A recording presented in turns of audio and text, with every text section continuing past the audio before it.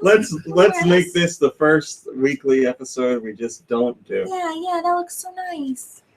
That looks so sweet.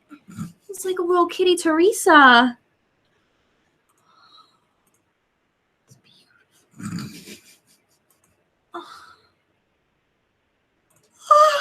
All right, let's see if. All right, we have. It's showing viewers now. We should be okay. Hail Manchi.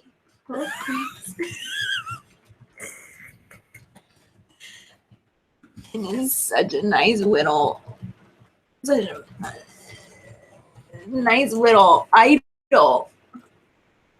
Beamerino. Whoa. All right, now hold on. Let's see if I can do this right. For those of you that are watching live right now, we had a technical hiccup. I am trying to get it going. Man, I think we need to try it. The cascara? Yeah, it says it's. I don't know what happened. Tastes like a normal latte, but with Hey, a there we not too go. sweet kick. Cherry and brown sugar. Starts out sweet and gets delightfully bitter. Okay, we're good. We're good. Excellent. And because I know we're sugar conscious, you're probably better than I am. Can you tell me the Pokemon again, please? I don't know. I got rid of it. Now, you asked me if you were going to have to do it again, and I said probably, and then you just gave up. Pokemon. Hey guys, the 49 of you that just joined right now, we are going live in a second. We had a technical hiccup. All right, what's Pokemon? Ferrothorn. Ferrothorn. Do this. Ferrothorn. All right. Woo! 3, 2, 1. Go Nintendo Podcast Webisode 598. And a half. The Ferrothorn Podcast. All right. Take 2. That's never happened in the entire history of the YouTube show. Mom, Brink, can you tell us about Ferrothorn, please? I can. Ferrothorn is a Pokemon resembling a flattened durian. What's with all this durian talk lately? I see. We're going to do the same thing again. All right. I hear Durians. I hear Darius in heavy rotation. I hear durians have a really bad smell, and they taste not so great, but they look very pretty. Well, aren't durians the? I'm probably they're thinking an the Animal wrong Crossing thing. On the trees. Are they the ones that are like inside? They're like white with black specks. That's probably something different. Isn't that a passion fruit or a dragon? Oh, maybe that is. Well, durians smell bad. Maybe they're yellow. Yeah, that's all I know. But what do they taste like? It tastes like any of you durian bad munchers yellow. out there want to tell us what a durian tastes like? I've heard that aren't they supposed to taste good? Or do people just say they taste good because they smell so bad and they want to be cool? Not the people. Everybody wants to be cool. Everybody wants to be happy. All right, go on.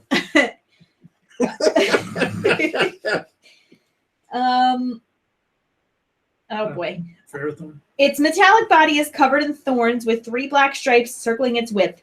The middle stripe having triangular decorations below the eyes of Ferrothorn. Every podcast we joke about how we're like, I know, but this time I actually do know because this is our second time. Its eyes have green rims, yellow sclera, and dark pupils. There's a green spike. You guys sound like lube. At the top of its body, and extending around it are vine-like long green what? What do you know? Do you know? Long green. We're not really listening. Long green tentacles. Appendages. Tipped with spiky metal discs. It can use these appendages to either cling to ceilings of its cave or walk around. At flies. When hanging, it can attack its prey underneath by shooting spikes. Straight Jeffin says, I threw plenty of durians at piantas in Mario Sunshine. I always want to say pinatas, but obviously it's a play on that. Really? Piantas, pinatas. No, I just didn't know they were. Were they piantas. filled with candy? The piantas? Or were they filled You with ever find out? bees? Oh my God, you never find out. They look big and juicy. I would like to bite into one of them. Look at this big juicy boy. I want to eat a pianta. All right, my brain, continue, please. He's a big juicy boy. Ferrothorn is number 598. It's a grass steel type Pokemon. Its abilities include iron barbs, and its hidden ability is anticipation, 50 to 50 male to female ratio. They're 242 pounds, and they're 3 feet tall, and you can't teach that. There we go. Thank you. That's why the show didn't work the first time, because you didn't say that. Ooh, look at this baby. Exactly. So nice. Ran us off the rails. All right. Thanks, Mom Brain. I appreciate it. Happy to help.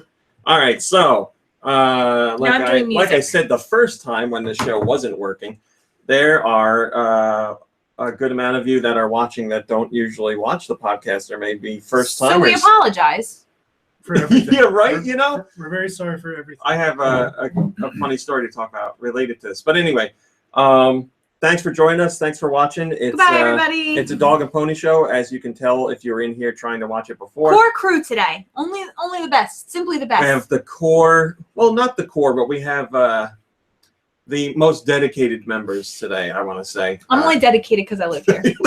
Yeah, right.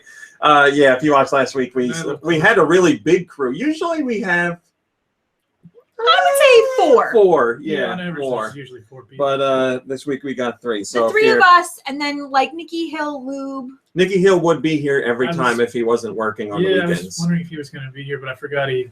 Yeah, he's back filming TV shows again. So filming, he'll be gone for like the next couple months, unfortunately. I'm sure he'll be able to. His first day off is the day after the Switch launches. So he's going to get his Switch and then have time off to play it right away. Nice. Carefree Captain says, I hear Kirby, and I feel like Nikki Hill is core. Yes, I agree. He's a core member without a doubt. Just, like I said, it's work that's pulling him away. It used to be, JTS and Do were pretty regular. But they both moved away. So yeah, our show has a rotating cast of characters, but there are core people that are still in it, like Nikki Hill, Kirby, myself, Mom Brain, Lube, and then we have core members that moved away that will appear on it when they do come back into the area, like JTS and Do and PC. And R-Type shows up once in a while. R-Type, Vitamin G. Yeah, there's a whole bunch of R-Type and Vitamin G. You'll learn everybody. If you stick around. If you don't, then whatever. My parents, maybe they've been on the show once. We should have your parents on. That's another conversation. All right, so anyway, the funny conversation. So all this YouTube stuff is going on. And by the way, again, thank you for the support. I really do appreciate it.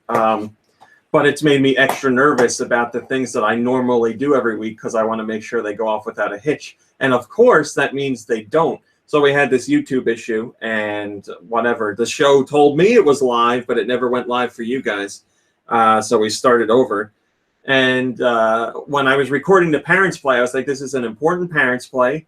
After the last Parents video, everybody's like, you hate your parents. You're mean to your parents. You force your opinion on your parents. You don't listen to your parents. You interrupt your parents. And I was like, man, for people that haven't seen any of the other Parents Plays, they don't know what's going on. So I was like, this one's really important. We got to address this head on, and we got to show them what a regular show is like. So, what a nice family we are. So I go to set up the equipment, which I do. Everything's fine. You better pretend everything's fine. So I set up the equipment like I usually do every single week. And what happens? Doesn't work. I'm like, I knew it. I knew it doesn't work. Guess what happened? My HDMI cord on my Wii U just died. Out of nowhere. It's a conspiracy. So I was like, well, either the Wii U's HDMI port is dead or this wire went bad. And I don't do anything with my wires. Like, they're all taken care of. It looks fine. There's no cuts. There's no kinks. Just stopped working. So I had to fix that up. And thankfully, we got the video out there, and you guys seem to like it. So yeah, this is the podcast. We cover random stuff and mostly Nintendo news, and we're stupid, and we do music trivia and answer questions. Oh, by the way, yeah, we answer your questions. If you go to GoNintendo.com, the very top story, the story on highest up on the site right now, is for the podcast, and there's a tweet in that post. If you reply to that tweet with a question, we will eventually get to your question in one of the upcoming shows. Depending on how much time, we answer a few questions every show.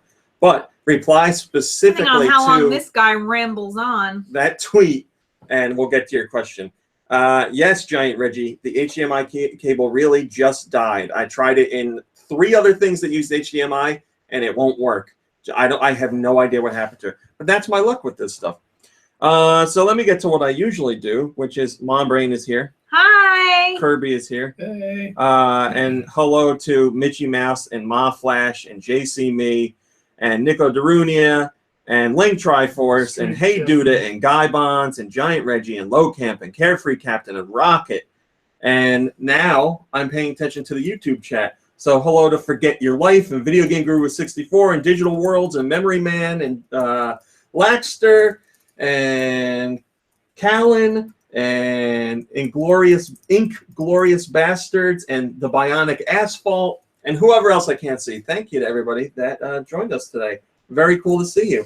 So hopefully you enjoy the time you spend here. Our show is certainly not for everybody, just like everything else I do. So if you're annoyed by random conversations mixed in with video or Nintendo-focused chat, then you should like what you get here. But I'd like to say our podcast downloads, so direct downloads of the show, are at the highest they have ever been in the history of the show.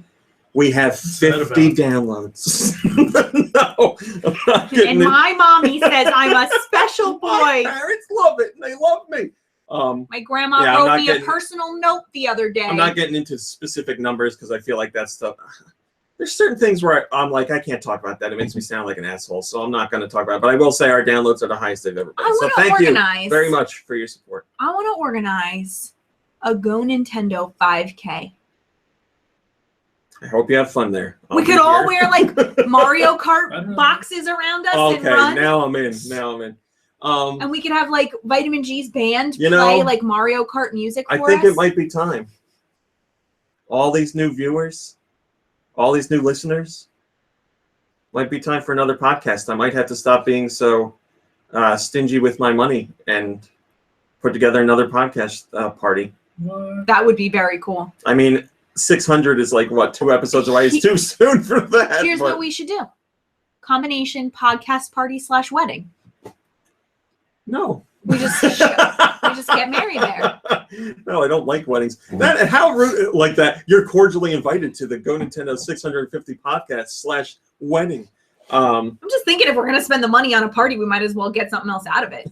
Yeah, right. Like friends. We could pretend we have friends. Mom, is there any seltzer in the fridge? Oh, I think there's like 2. I have a ton more down. There might even be 1, but I have a whole nother case down here. So just on the left. Hey, Duda, I am not in Rhode Island. No, we are in Jersey. But how far is Rhode Island? It's pretty far, right? I don't know. I don't care about anything but New Jersey. Wish JTS was here. Well, there you go, new people. Mom Brain doesn't care about anything but New Jersey. All right. Fresh. I'm being fresh. Now let's get to the meat and potatoes. I need new boots. Let's get into Nintendo news. So what were the biggest stories this week in the world of Nintendo? It's okay. Hey, Duda, it's okay. Inglorious Bastard says, how about that Bowser and Peach wedding, though? That shovel's going to be crazy. Shovel is what we say instead of the curse word. Because this show is broadcast on a couple of radio stations, and there are certain curses that are allowed and certain ones that aren't, and now you know which one isn't allowed. Yeah, thanks, Sean. I thought it was about that. Sean says it's about a 4 to 5 hour drive from Jersey, depending where you are in Jersey. I figured it was around at least 4 hours. You know, it seems like it's close, and it's not. All right, let's get into Nintendo news. So NIS talked about Disgaea 5, which is coming to the Switch, and I've never played any entry in the Disgaea series, and I'm embarrassed. And I'm going to use the Switch as my excuse to play games that I've missed out on for whatever reason. Obviously, I'm going to use it to play new games as well, but there are definitely a good amount of ports coming to the system, but it's stuff that I haven't played outside of a handful of games. I'm going to use this as an excuse to play games like Disgaea 5. I mean, I'm sure fans of the franchise are going to be like, why are you jumping in on the 5th one? But you got to jump in somewhere, and I don't have the time to start from the beginning. So I'm going to be playing this one, and I'm not very good at those type of games, but I'm going to give it a shot. But Nippon Ichi Software president, Mr. Nikawa, talked about why they're bringing the game to Switch. So he says, The difficulty of porting from PS4 to Switch varies depending on how each studio approaches development, but the porting process for this game was relatively smooth, and there was absolutely nothing that they had to downgrade during the process. They say even in portable mode, the experience still remains the same as it was on the PS4. So whether you're playing Disgaea 5 on the go or whether you're playing it in the dock on the Switch, it's going to be the same experience. Disgaea 5 was chosen for Switch because it would be an easy game to port over. And NIS also thought it would be better to release one of its key products. So NIS is known for a handful of franchises, but probably Disgaea is one of their biggest ones. And they were like, let's get a Disgaea game out there. NIS says they received a lot of requests to port Disgaea 5 to the Vita because people wanted to play it on the go. But they said if they did that, they would have to downgrade the game, and they didn't want that to happen. And then the Switch came along, and they were like, wow, the Switch is the perfect way to put the game on a portable. So for all those fans that wanted it on Vita, they might not get it there, but we can at least provide the experience on a portable. And NIS also wants to say that they are definitely making more Switch games. They are not just making Disgaea 5. They are very specific about saying they're not making one game and calling it quits. So they have other stuff in the works for the Switch. When are we going to see that? Who the hell knows? But definitely good to hear either way. Ratmastered21 has the top-rated comment. And by the way, if you're wondering where these comments come from, if you go on GoNintendo and you leave a comment on a story, for the podcast, I always read the first comment. But you can vote like on Reddit. You can upvote and downvote comments, and the most upvoted comment becomes the top comment, and then I read that comment on the podcast. So today on this post, the top comment is from Ratmastered, and he says, "I've said it a ton by now, but I'll say it again. The Switch has a crap load of third-party support. It just mostly comes from Japanese devs. Square, NIS, Capcom, Konami, Namco Bandai, Koei Tecmo, Grasshopper, Sega, they all have announced games, most releasing this year, and most have multiple games. When people say third party, what they mean is overhyped Western games like GTA and COD.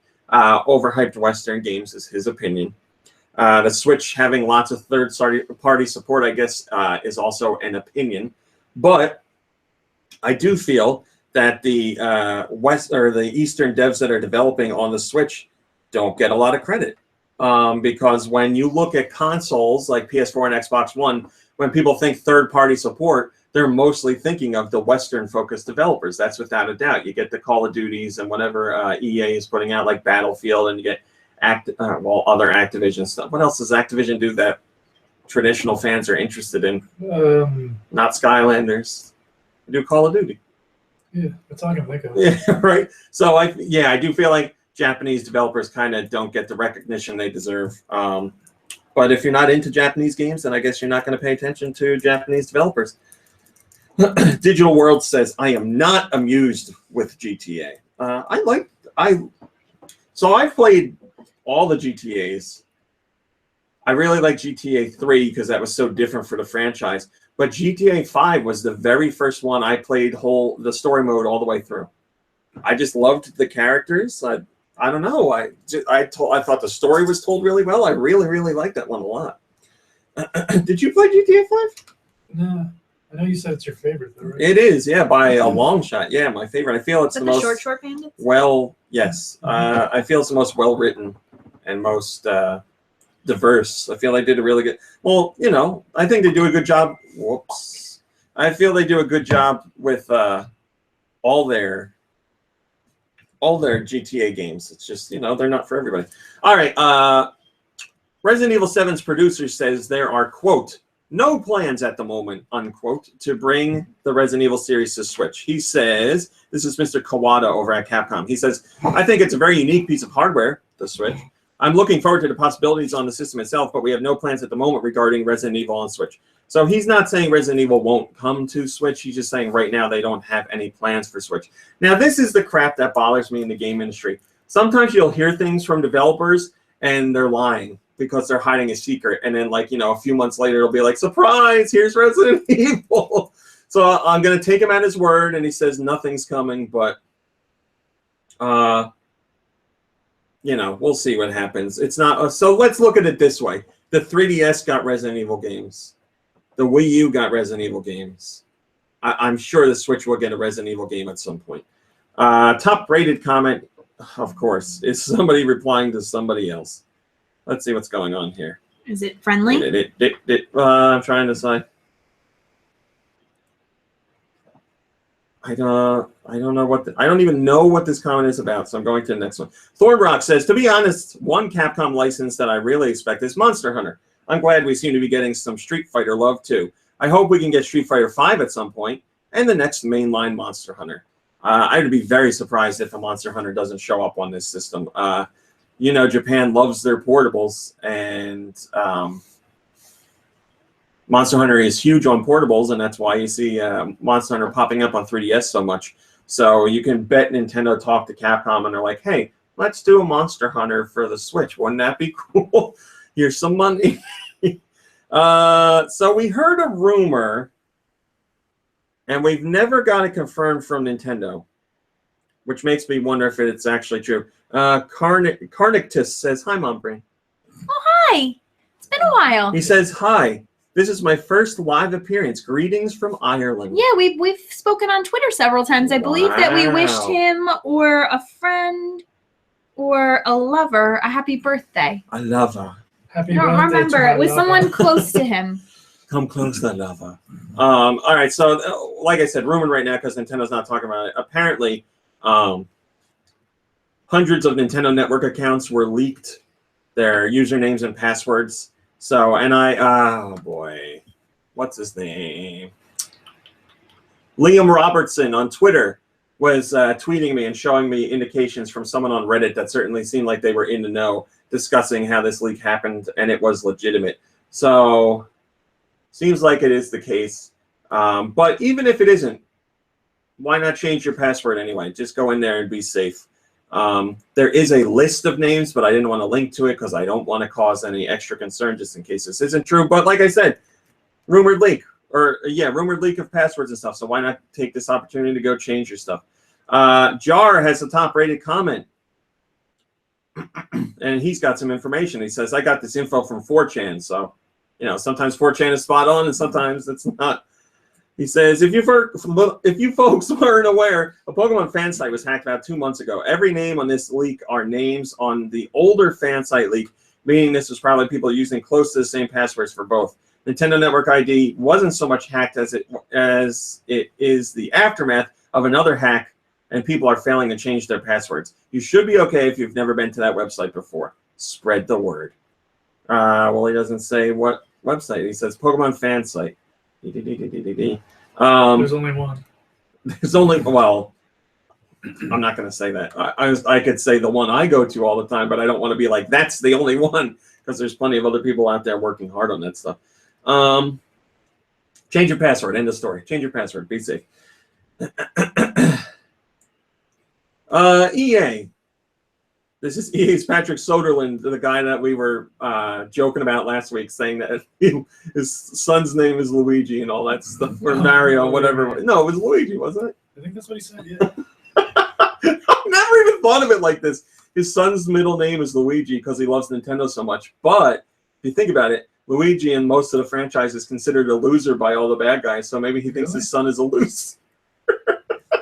Oh, this is Mr. Soderlund. Maybe he just thinks his son is a weirdo. Which would be better? Your father thinking you're a loser or a weird? Yeah, maybe his kid does that Smash Brothers thing where he's like, your name's Luigi, you weirdo. He does that dance in his room. He thinks no one's looking. Don't go in there. My weird kid Luigi's hanging out. So he's doesn't talking. everybody think their kid's weird? Do they? Well, Yeah, most kids of are them. weird. Oh, kids are weird, but do all parents think their kids are weird? like really weird.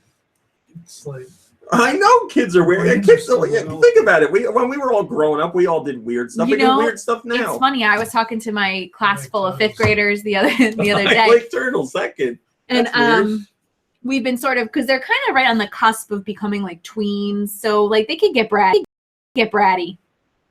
My class is great. They're not bratty, but we were talking about how sometimes it's Go ahead. I got 2 comments I want to read. We were talking about how sometimes it's really tempting to like, try to be like other people to make them like you, and how that's really not how to get people to like you, and how early on in 5th grade, most 5th graders don't worry about that. They're just like their own people. And I was talking to them about when I was in 5th grade, I had this little doll that I took apart. She was like a little plastic doll, and I took her apart and I gave all my friends like pieces of her. And then wow, I know. And by the end of the year, my 5th grade teacher, like we all gave her like a little piece of her, and she took like, the plastic tack that you used to like stick up posters and blue stuff. So she took the plastic tack and stuck it to the body parts and stuck them on like the thermostat in the classroom. Oh, it's weird all around. I know, and the kids were looking at me like, Nestor says it's like Hank and Bobby Hill, which is very true. Hank thinks his son is weird, and he's right. His son is weird, but I love Bobby. And Straight Jeffin says that's exactly what I told my friend when I saw that EA guy. He doesn't love his son. There you go. And Mitchy Mouse, yes, it is true. Mom Brain got a haircut. Oh yeah. Oh yeah, it looks nice by the way. Girls are so good at noticing that stuff, even though Mitchy Mouse is a guy. Wink. All right, so let's finally talk about what this guy said. It sounds said. like you're saying Mitch E-Mouse. I am saying Mitchy Mouse. How's that spelled? That's her name. What makes it sound like her Michy Mousa? Well, yeah, for the longest time I thought her first name was Mitch. With a T. That's the joke. I know she's a girl. I don't get the joke. Because Mitch is a guy's name. I know, so why did she name herself after a guy? Because it's a different way of spelling Mickey. You could pronounce M-I-C-H Mick. Yeah, but Mitch has a T. Well, Mitchy Mouse, put an end to the discussion. Mishy Mouse. Mishy Mouse. Like Michelle. Michelle Lee Mouse. Oh, there you go. That's Mishy it. Mouse. Yes, you're right. Michelle. No, I never made the connection. I'm an idiot. Yeah, I thought you knew that. No.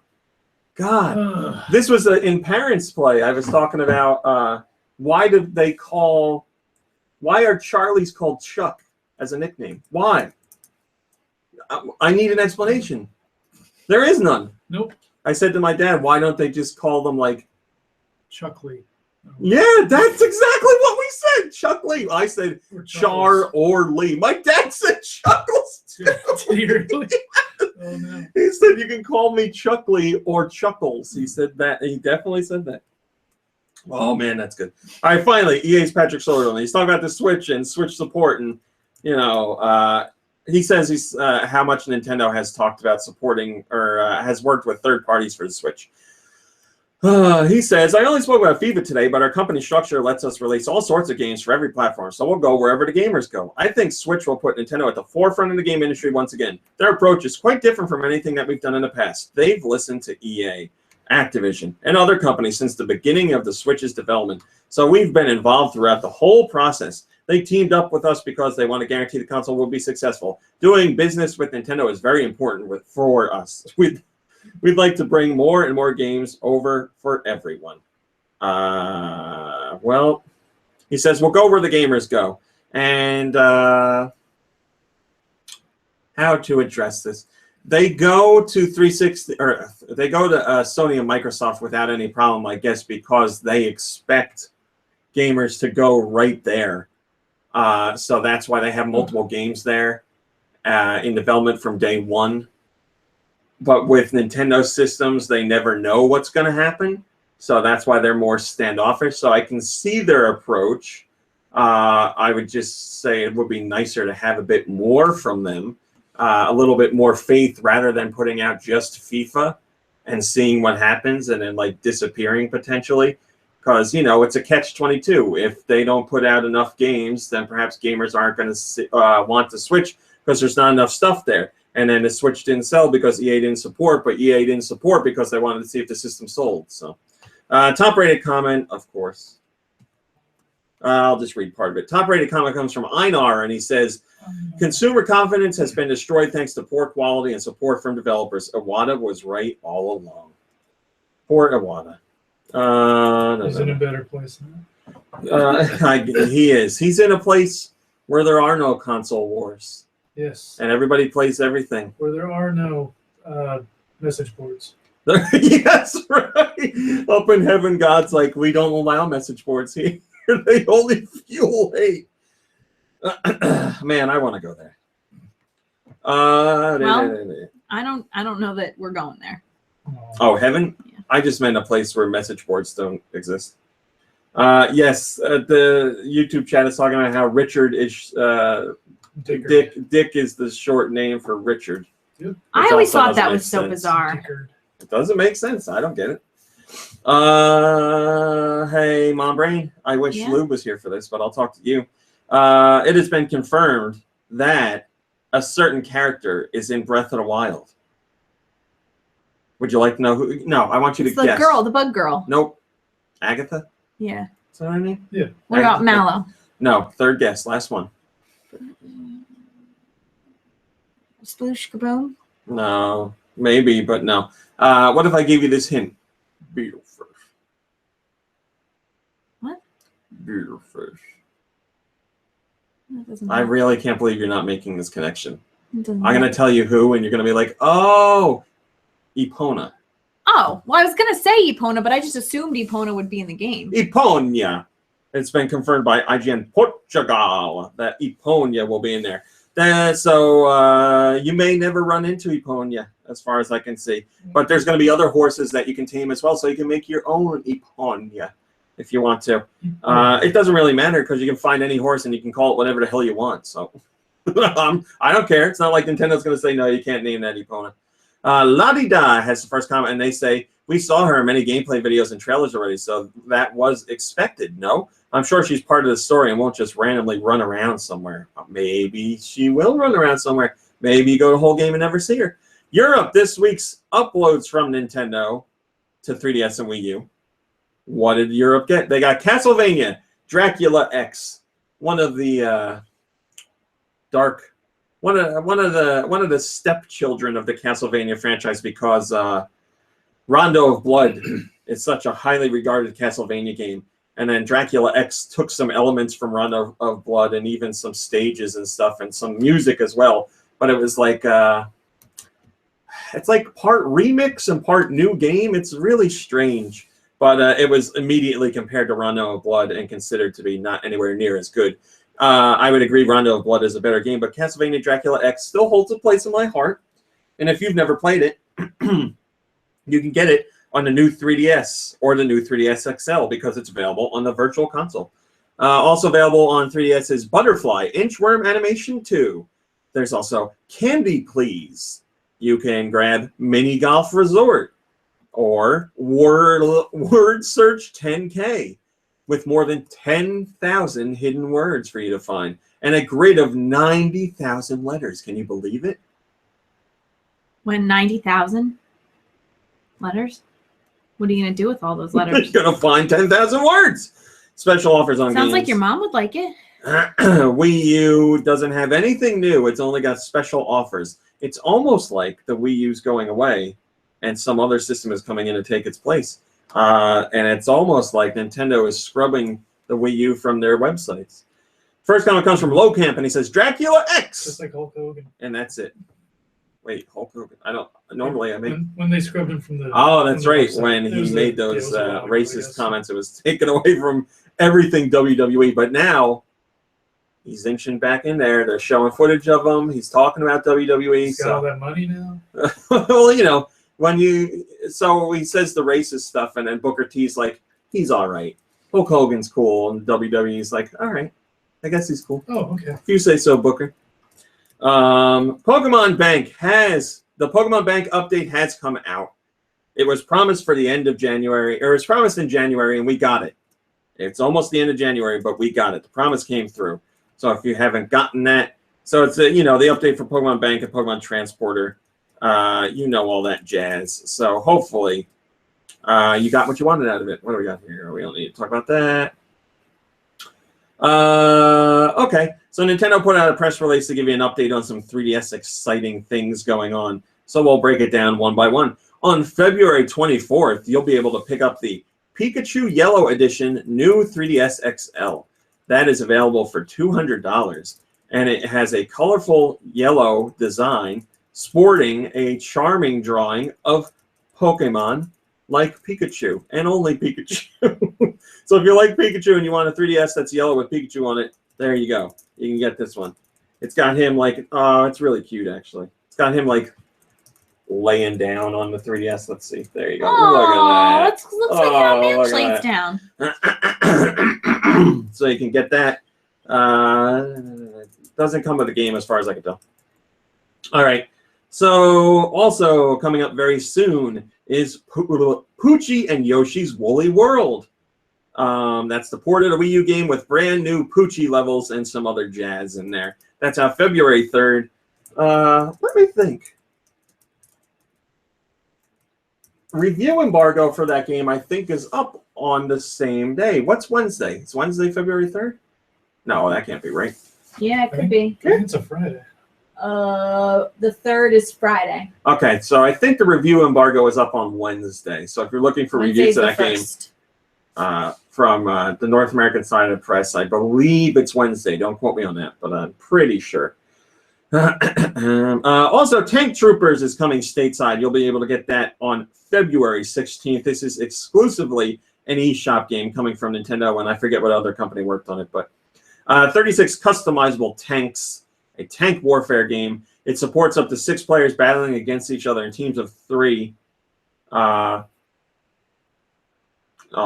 Battling each other in teams or free-for-all. Those are local multiplayer matches. Colorful characters, unique personalities, variety of different maps and modes, and creative challenges.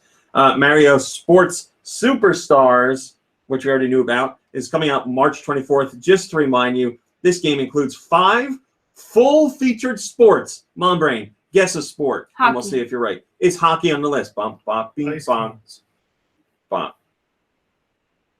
No. What? What'd you say? Ice Canes. No, not the alternate version of hockey. Baseball. Is baseball on here? Yes, baseball is 1 of the 5. Kirby, give me a sport. Euro football. Soccer. Yes, soccer is on this list. Mom Brain, go. Football. Yes, football is no. Wait. No football. What? All right, game over. Soccer, tennis, golf, baseball, and horse racing. That's such a weird one to include in there. Soccer, tennis, golf, baseball, and then horse racing. Wonder why. Whatever. I'm down with it. Big in Japan. Yeah, it's true. It is. You can play in local or online multiplayer modes. And they make a point of saying players must own the game and a 3DS system to compete in multiplayer mode. And also announced were Amiibo cards. By tapping one of these new Amiibo character cards while playing the game, players will get a variety of fun bonuses. You'll be able to get these in blind packs of 5 for $5 each. And that's also on March 24th. And for a limited time, the Mario Sports Superstars game will include 1 Amiibo card packed in the box. Nintendo wants to remind you that Pikmin is coming to the 3DS, and that's not the final name, they say. But it's a side-scrolling 3DS game. They don't say a specific month, but they do say 2017. So Pikmin is coming. So if you want to know what the upcoming slate of first-party 3DS titles are, there you go. First comment comes from Umbreon, and he says, Doug Bowser. I wonder how he got his job. Yeah, one of the guys at Nintendo is named Doug Bowser. They made him legally change his name to... No, Murky Water has a good comment. He says curling is a good time. Why? Oh, I'm sorry. I should say that one Ryan guy said curling, and then Murky agreed that curling is a good time. Why isn't curling in there? I'm a huge fan of curling. Your brother and myself played curling in that one Mario and Sonic game a lot. That curling game got him to try curling in real life. Is that why he did it? Yeah, that's why he did it. We played that so much, and he was like, I'm going to see if there's curling around we here. were watching the Winter Olympics. Well, it all bled into one another. Oh, okay. Oh, excuse me. Man, we had a lot of fun with that, setting up the gamepad. He was taking it so seriously, too, which I liked. But Yeah. you know him, taking things seriously. Pokemon Co-Master has released in the States and Europe, but it is now known as Pokemon Duel. It's a strategy board game for cell phones that uses Pokemon figurines. Build a deck with your favorite figures and then leap into a league match. Compete with players from around the world for a chance to enter the top league rankings and league matches. You'll fight rivals in real time. It says win duels, but it's not guaranteed that you're going to win. So last I checked, which was a few days ago, it was #1 on the download charts. I don't know where it is right now. That was on iOS. Nikochi says, not compatible with my Moto X Play. Sorry. I'm so sorry. We did that. We did that. We did that. There are a lot of top stories this week. What? Nah, we're not going to do that. So Pokemon Company has announced record-breaking UK sales for trading cards and toys. So once again, the Pokemon Go effect is being felt all across the Pokemon brand, and now we have details on how well the cards for the card game and toys are selling. The Pokemon property recorded a 285% increase in sales throughout 2016 altogether, and accounted for market growth of 6% in the whole of UK toys markets. So while 6% might not seem like a lot, that's in the entire toy market in the UK. So that's amazing growth for just one brand. The Pokemon trading card game smashed through the £1 million sterling barrier, achieving retail sales of £1.29 million in a 7-day period. That's a 733% increase on the previous year. And then a whole bunch of people involved with it, like Tomy and distributors for the card game, and the Pokemon Company themselves talk about how awesome it is and how happy they are that fans are getting in on all things Pokemon. I've never played the Pokemon card game, and I feel like I should. Feel like I really missed out on something there. Wired, as we call him, but it's weird, says, I hope Nintendo can leverage Pokemon's success to help move more home consoles. If the rumored release of Sun, Moon, and Star happens this, and then he forgot a word, I guess, this year, it should help sell a lot of Switch systems. Oh, that game's real. That game's real. It's real. Is it coming out this year? I don't know, but it's real. Oh, it's real. It's real. Oh, that game's real. I believe you. Hey, the game's real. It's a real game. Sean says, playing Pokemon Duel now. It's so much fun. Yeah, I want to check it out. But I want to play locally. I can't go online. I'll get my ass kicked. If you can play locally, I'll give that a shot. Until I get better, then maybe I'll go online. So here's a surprise. Tomorrow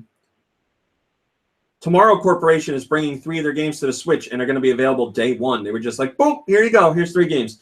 If you're wondering, they are World of Goo, Little Inferno, and Human Resource Machine. So World of Goo came out on Wii and a whole bunch of other platforms. Little Inferno or Human Resource Machine were on Wii U and other platforms. And now all of them are going to be available day 1 on the Switch. So if you missed out on any of them, you can pick them up for your Switch. They won't be retail. They will be digital. And they also are going to include soundtrack mode, because for the first time ever, all 3 games will come bundled with their full original soundtrack. So you can pop it in the soundtrack mode and just enjoy the music. And if you were wondering, these games are being sold individually and not a bundle. So you aren't forced to buy all 3. You pick and choose the ones you want. Shoemaker says, I remember playing Little Inferno on the Wii U when it first came out. Schumacher. And he says, history's greatest monster. He said, never actually played World of Goo, so I might give it a go. Haven't looked into Human Resource Machine. World of Goo is so good. Wait, what did he say about World of Goo again? Just closed it. Damn it. I don't know, some nerd crap. No, he says, I was going to make fun of what he said. He says, never actually played World of Goo, so I might give that a go. Haven't looked into Human Resource Machine. World of Go. Might give it a goo. Sorry, it wasn't worth the wait. It definitely was. Yeah, World of Goo is a fantastic game. I had so much fun with that. It's got a really good soundtrack. For longtime podcast listeners, the seal of approval on this game, proving that it is a fun game, Do Michaels liked it. He actually played it and liked it. So you know what it takes to get him to play a game. Just putting that out there. Randy Pitchford, you know, Gearbox man, says the Switch is awesome.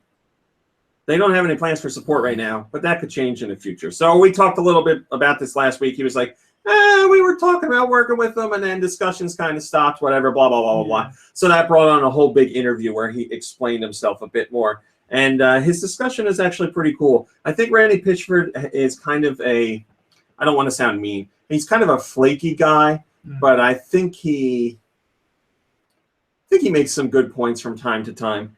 And he's got some interesting discussion about Nintendo in this interview with Glixel.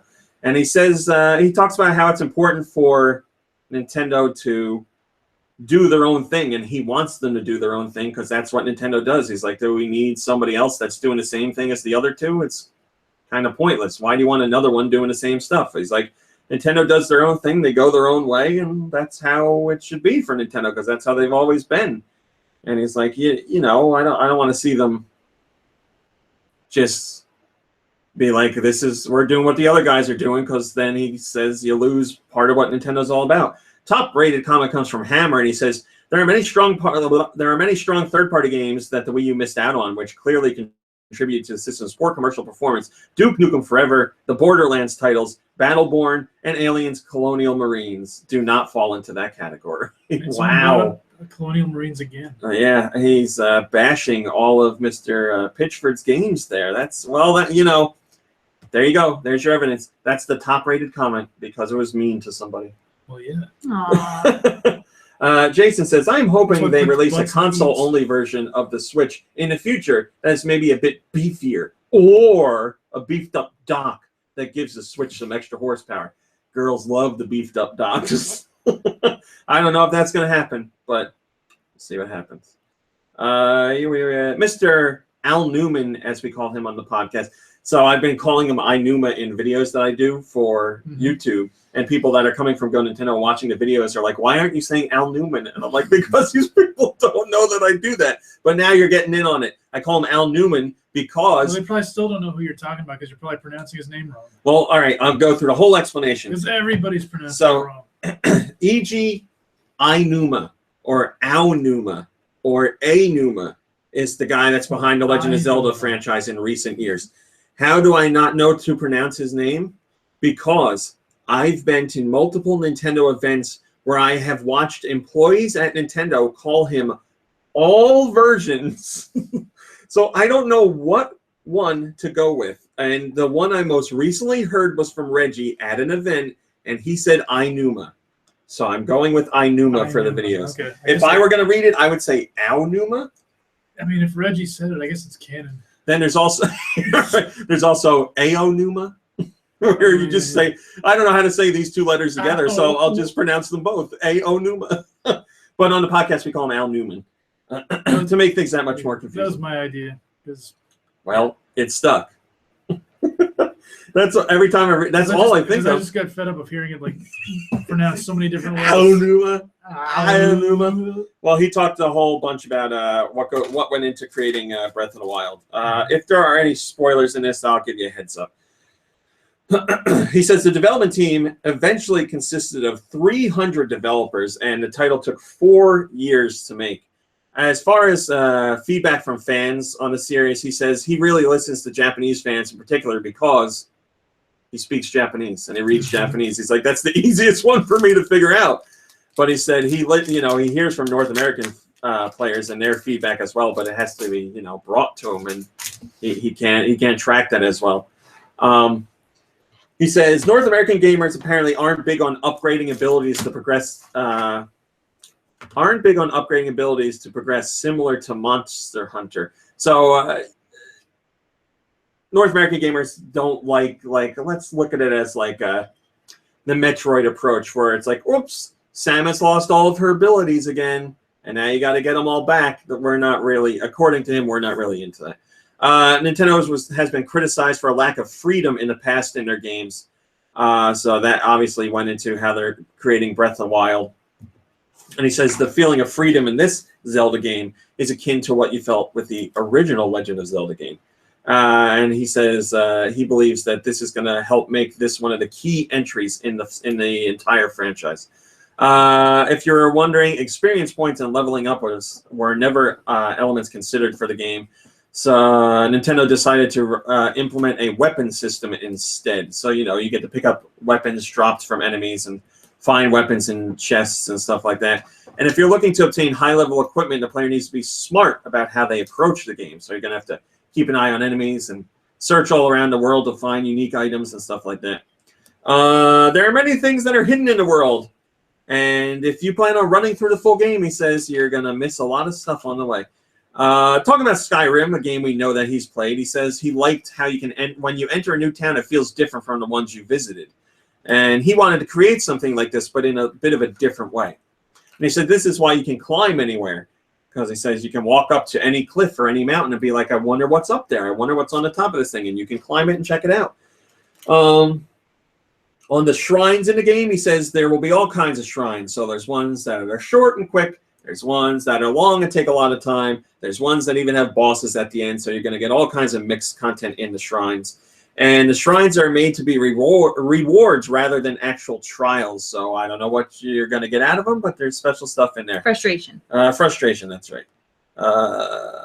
Nintendo has done away with dungeons that have a particular theme. So you're not going to go into the forest and have a forest temple like you used to, or go in the water and have a water temple. Oh. So he's saying don't you could walk into a whatever forested area and have I don't know, a mechanical themed dungeon. I don't like that. I don't think. Well, we will find out when you play the game, and yell at it and stomp your feet and stand up while you're playing. He wants you to know that architecture in the game is not based on real life locations. They just did their own thing, but it was inspired by architecture from around the world. So certain design elements, but you're not going to be like, oh, this building's based on the Empire State Building or something like that. Blah, blah, blah. The rest of the stuff was about other Zelda games. The only other thing he says about Breath of the Wild is he wanted to make sure he wrote the lines for the old man that you meet right in the beginning because he wanted to be the first voice that welcomes you into the game. He wanted to be the lines behind the first person you talk to. PRC Nintendo USA says, he just quotes part of the interview. So Mr. Al Newman says that he stopped leaving messages for his son in Zelda games because his son said, I'm a grown-up, I don't need him anymore. Right? And PRC Nintendo USA does a frowny face. That's sad. That's terrible. Right? How terrible would that be if your son comes up to you and he's like, Dad, don't put messages in games for me anymore. I'm a grown-up. Heartbreaking. It's terrible. Right? Be like, that might have been maybe his favorite part of making the games. He's like, I'm making a new Zelda game. I've got to hide a message for my son. This is great. And he's like, Dad, knock it off. I'm a grown-up. Wonder how old his son is. Maybe he's 16 or something. Embarrassing him in front of his Yeah, friends? exactly. That's what I'm thinking. He's like, Dad, knock it off. I'm a grown-up now. Who's gonna be like, ew, you're so dumb. Your dad makes video games and puts you in them. He makes Nintendo video games. Oh, you're right. Right? Well, in Japan, I don't know how much of the console negativity there is towards Nintendo, but yes, that's my guess. All right, so I don't know what the hell to make of this goddamn crap. So, according to Mr. Al Newman, but this is from a translated interview, so there could be something that was some nuance that was missed. Apparently, Breath of the Wild doesn't have HD Rumble, which 100% flies in the face of my playtime with the game. Because I specifically said on a podcast a couple weeks ago, I played the game, and when I went into a swamp and I drowned, I felt the popping of the bubbles in the swamp. And just to make sure I was feeling that, I repeated the process. That story was not a lie. I did that. So this comes out, and I'm like... I believe that you believe it. Yeah. I'm like, am I losing my mind? So other people have been talking to me, and they said, I haven't heard it myself yet, but they said there was a discussion on IGN about how they got hands-on time with the game, and they were talking about the HD Rumble that they felt in other areas. So apparently IGN and myself are going absolutely crazy. So I don't know if this is a mistranslated element from an interview, or perhaps there was some nuance miss. Perhaps Al Newman was saying, I didn't get to implement HD Rumble as much as I wanted to.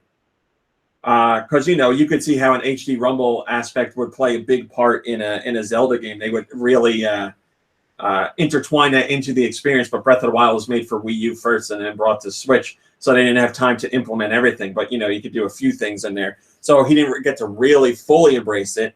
Or it's not in there and we're crazy. I know what I felt. Okay. I know what I felt. Relax, crazy. Stop being crazy, you crazy. First comment. I guarantee the first comment's going to be about me saying. But you said what? I know it! Top rated comment is Guy Bonds, and he says RMC is a liar. Confirmed. There you go. There you go. There you go. Well, we'll see what happens when the game comes out. I don't know. I guess I'm losing my mind. It's possible. Santiago says no HD Rumble in Zelda, cancels pre-order. But he says he's being sarcastic. All right, so Pokemon Sun and Moon, after the Pokemon Bank update came out, it seems that Sun and Moon got a new cutscene. And I don't want to spoil this stuff on the podcast. So let's just say this. Go to the post on GoNintendo or wherever on the internet. I don't care. Wherever you want to go. And you'll find this information. We have all the details in a video of it. But there's a new cutscene that makes... There's a new cutscene that refers to a rumor, let's say. And I'll leave it at that. Oh, and it involves the old man. I can say that. The old man is in it. If you've played Pokemon Sun and Moon, you know who the old man is. Shu says the old man died on the way back to his home planet. That's the cutscene. So I'm not ruining it. You're going to have to go check it out for yourself. Just says them like lifting the cell off Yep. the shrine board. You know how often I think about that?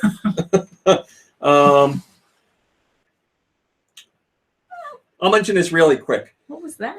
Al Newman said in an interview talking about Breath of the Wild that they used to have a gamepad feature in the game where when the gamepad updated with information, it would actually talk to you. So it would get the new information, but a voice would come out of the gamepad and tell you what's been updated or what new locations have been added. Maybe like Fee/Fi, whatever you want to call her. But this was cut because Al Newman says he didn't really like it eventually. And then on top of that, the Switch, when playing docked, doesn't have speakers in the controller. So there would be no way to do that. I mean, you could do it through the TV. But he liked the idea of like the Sheikah Slate in the game being in your hand and the gamepad in real life being in your hand and you hearing it like that. Thank God Nikki Hill isn't here for this part of the discussion. I don't want to get back into that conversation again. First comment comes from Kuro, and he says, not sure if I wanted a Sheikah Dex or not. Well, you're not getting it now. Sheikah Dex. Man, that's long. We're not doing that. Not reading that. So 6,000 Pokemon Sun and Moon online players were banned from playing. Why? Because they had altered save data, which means they were doing something fishy. They were trying to cheat online against people. So they've been banned, and the ban prevents them from using GameSync. They can't enter rating battles. They can't do battle competitions, and they can't participate in global missions. And trying to do so will get them an error code. And Pokemon Company also said this. They want you to know that they plan to keep going after people that are cheating. They're not stopping. So this wave of 6,000 banned is not the end. It's just the beginning. R. Smith 7 says there's always someone who tries to get ahead through ill-gotten gains. Very true, my friend. Very true. Well, if you're on the up and up, then enjoy your Pokemon. You don't have to worry about it. Oh, yeah, I can mention this real quick. We were very lucky and fortunate enough to be contacted by the Yacht Club gang, who you know as the developers of Shovel Knight, who are currently working on Shovel Knight Spectre of Torment, which is coming to Wii U, 3DS, and Switch. And I believe, if I remember correctly, it's coming to Switch first. If you'd like to see what that game is like, we have footage of one of the levels. They sent me an early copy to play on the old PC, and it had 2 demo levels, and I played one in its entirety for you guys. It's the footage of the Plains stage. So I'm playing as the Spectre of Torment. But yes, it plays very differently from how Shovel Knight plays. So check that out. Thank you to Yacht Club for that. I really appreciate it. North America, what do we get on Wii U and 3DS this week? We got, on the Wii U Virtual Console, we got Flying Warriors, Kung Fu Heroes, and Little Ninja Brothers. Do you know how long I didn't know the name of Little Ninja Brothers? How long? I played it when I was a little kid, and I loved it. And then years went by, because I played it at a neighbor's house, and then they got rid of it. And like 20 years later, I wanted to play it, and I but you couldn't remember the name. I didn't know it at all. Well, it's Little Ninja Brothers. With a name like Little Ninja Brothers, you'd think you would have remembered. Well, now, when I was young and dumb, no, I didn't think anything of it. Young, dumb, and full of no knowledge. Full of fun, yes. So now those 3 games are out on the Wii U Virtual Console. 3DS got Candy Please and Word Search 10K. And then they talk about Pokemon Bank. Oh my God, that's right. And they talk about Fire Emblem Heroes because that's this coming week. What? That's February 2nd. Oh, that's right. It always. Holy moly, that was like. Here's the. Well, we knew the game was in development for a long time, but at the special direct, it was only a couple weeks back, so it's pretty much like, here's all about the game and it's coming out. Ratmaster21 says, needs more dog. This is his thing to leave that comment. I mean, I love it because I love The Simpsons. Dog. But he said that on YouTube, and I posted a picture of that scene. You know, kids watching that back when The Simpsons was funny a long time ago. If anybody enjoys The Simpsons now, that's completely fine. I've seen a handful of episodes that make me chuckle, but I feel they've lost a lot of their luster. But The Simpsons will always have a special place in my heart. I mean, I would say for our group of friends, there isn't a day that goes by where we don't quote The Simpsons in some way. There's things that I say so often that I've forgotten it comes from The Simpsons. All right. This is really spoilery. I didn't do the last thing because it was a spoiler. Maybe I shouldn't do this. I'll tell you what it's about. You can read it on your own time. So we got some details on Breath of the Wild about the recovered memories section. So there's a memories list in part of the adventure log, and there's been some details that have come out from footage that on a scale of spoiler level, I'd give it a solid 7. You don't get specific storyline details, but you do get specific talk of gameplay mechanics. So that's your spoiler rating / warning. If you want to take that on your own time, please go ahead. But I won't spoil it for you because we're so close to the game coming out. Mr. Al Newman says that he doesn't think VR would work well for Zelda games.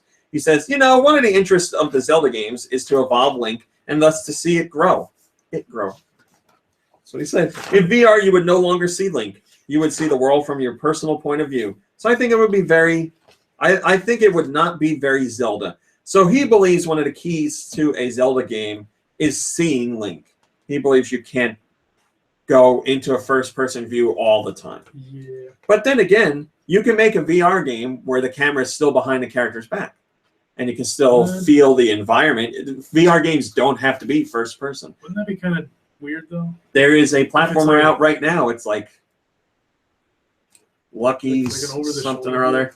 Yeah, it's got a very dynamic camera that moves around in different unique camera angles while you play to take advantage of the VR stuff. I think VR would actually be great for 3D platformers because it gives you that much better sense of depth for jumping and stuff like that. I think that could be really uniquely used, but not too many developers are doing that. Ryan says Metroid Prime would be great for VR without a doubt. And he wants to see Metroid Prime on Switch. I agree with that as well. 2 points we can agree on, sir. Top rated comment comes from Duck Hunter, and he says, I want to have another Zelda with motion controls. VR might enhance that kind of gameplay. Yeah. If I had one knock personally on Breath of the Wild, it's that it's not the deep motion control experience that Skyward Sword was, because I was blown away by that and really enjoyed it. There are motion controls in Breath of the Wild if you want them for bow and arrow. Yeah, somebody said that on YouTube, I think, on a comment. They said the name of the game based on how I say it is just all one word. Breath of the Wild. Breath of the Wild. Breath of the Wild. Yeah, I would like another motion controlled experience, but I don't know if that's ever going to happen. Switch pre-orders in Japan are going quite swimmingly. over 80% of the initial pre-order amount, so whatever the allotment is in Japan, was spoken for in the first week. And it's not really the first week. It's more like the first 5 days or so. So 80% of them were sold out. So that means by now, they're all gone. Breath of the Wild is already at a higher pre-order level than A Link Between Worlds was, which is the last Zelda game. Oh, no, that's not true. Triforce Heroes came out there, so I guess they're just measuring it to A Link Between Worlds because that has a higher pre-order count. So A Link Between Worlds sold a little over 200,000 copies during its initial launch week in Japan. So it would seem that Breath of the Wild is going to sell above that. And I also want to point this out once again, that the Zelda series isn't all that big in Japan. They're not really into it too much. The biggest place for it is North America, without a doubt. It has its fans in Europe, but it's not as big there. Here is where they get the bulk of their sales. And many local retailers in Japan are closing their reservations for Switch because they don't have any more to give out. Like I said, by now, pretty much impossible to get one. Guybon says, hope Nintendo pumps up production like they said they could. I bet they don't for a while. Pokemon Company and Nintendo are thinking about creating a device that will help you play Pokemon Go more safely. So they're like, hey, Pokemon Go is really awesome, but you know what sucks? Like people dying. Like people getting hurt, people dying. Cliffs, yeah. They're like, that's not good. And they were like, we knew that there were going to be dangers when we put it out, but we didn't know people were going to die because of it. So it's a little upsetting to us. And they said the two companies together are thinking of developing a new device that can play Pokemon Go more safely. They said that's why they did the Pokemon Go Plus, the wrist strap thing, because they said that way people aren't always looking at their phone. They're wearing the strap, and that'll indicate like when they should look at their phone, when they can catch something. So they're trying to cut down on people just walking down the street looking at their phone the whole time.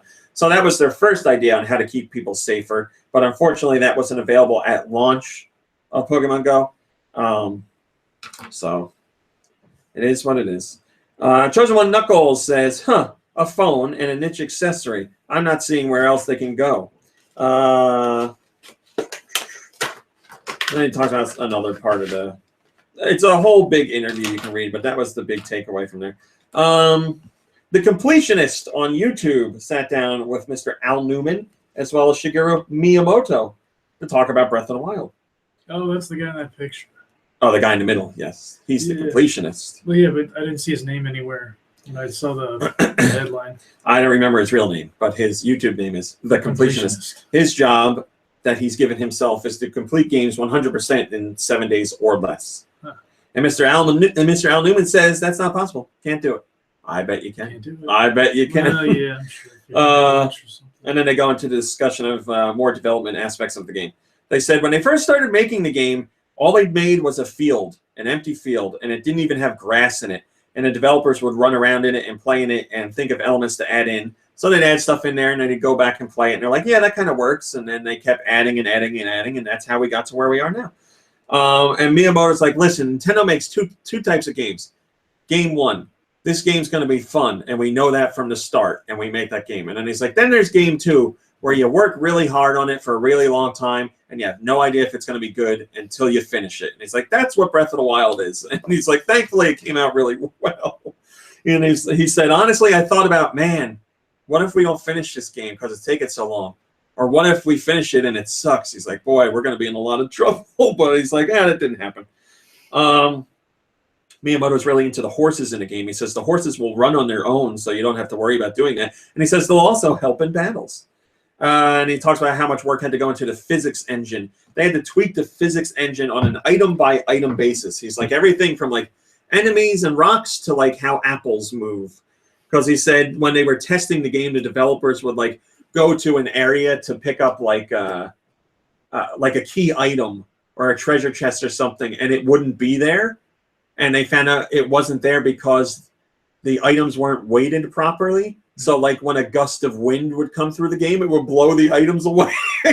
So Al Newman was talking about how he'd like play and he'd find an item in a completely wrong area. And he's like, why is this here? What are the developers doing? But turns out the physics engine was the culprit. Can you imagine going through a game that big and securing every little item to make sure it doesn't blow away when the gust of wind comes through? Nope. Like I said, they got to 300 developers by the end of the game, but it started off with 30.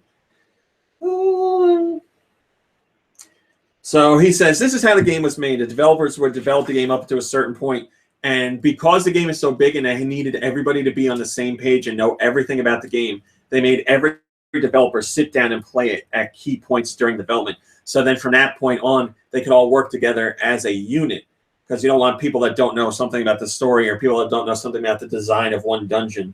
They wanted everybody to play it so they knew what was going on.